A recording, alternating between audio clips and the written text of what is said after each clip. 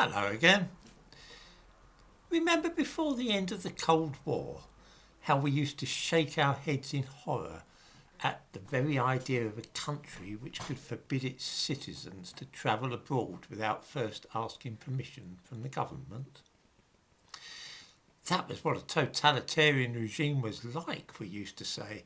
Being able to leave Britain whenever we felt like it, when we wanted to, for as long as we wanted to, was such a basic freedom that it was quite incomprehensible to us that anybody would endure the restriction on such a liberty.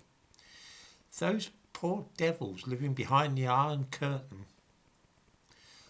One day you wake up and find that you are living in just such a country, and perhaps you ask yourself, how has that happened?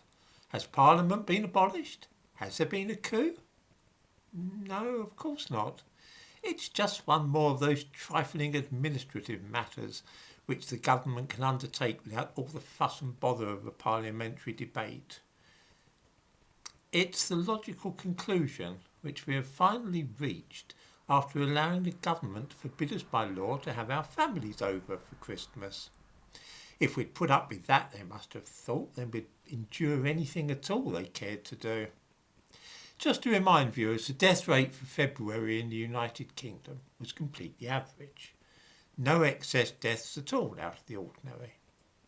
Everything's fine other than old people are dying as they do every winter of respiratory diseases. No more than usual though.